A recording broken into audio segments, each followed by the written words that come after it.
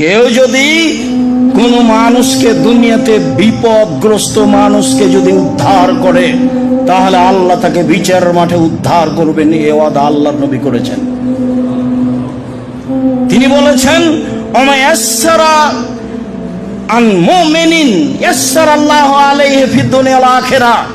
বিপদগ্রস্ত মানুষের প্রতি যদি কেউ সহযোগিতা করে, টাকা পয়সা দিয়ে, সুপারিশ করে, তাহলে আল্লাহ তার সাহায্য করবেন ইহকালে ও পরকালে। দুইজন ফেরেশতা নেমে আসে আকাশ থেকে প্রত্যেক দিন সকালে, পৃথিবীর প্রত্যেকটা প্রান্তে। একুলো আহাদহুমা, দুইজনের একজন বলে, আল্লাহুম্মা আতি লিকুল্লি মুনফিকিন খালাফা।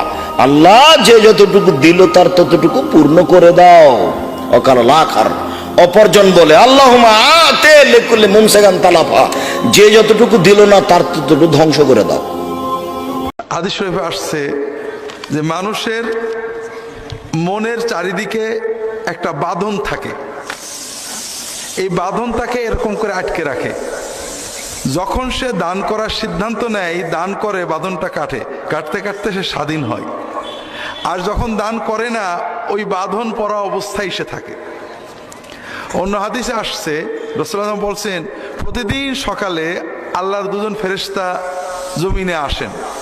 একজন বলেন, আল্লাহ যে দান করে তার তুমি যেটুক দান করলো আরো বেশি তুমি দিয়ে দাও।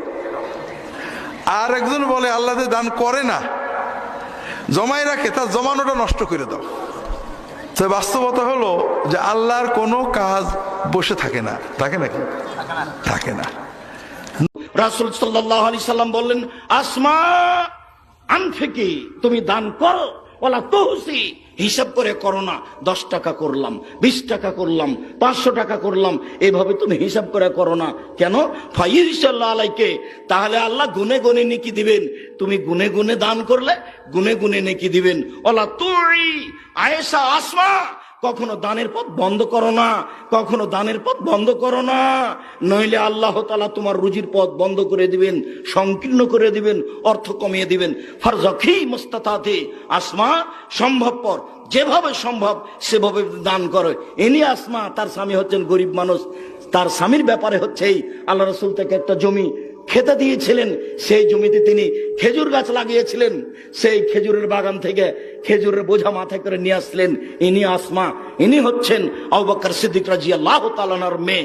ইনি হচ্ছেন জুবাইর রাদিয়াল্লাহু তাআলার স্ত্রী। ইনি রাসূল সাল্লাল্লাহু আলাইহি সাল্লাম বলেন, আন্না সাদকাতা ওয়া ইন্না সাদকাতা তুতফি হারাল কুবুরে, নিশ্চয় দান কবরের শাস্তিকে বন্ধ করে দেয়। কবরের শাস্তিকে বন্ধ করে দেয়।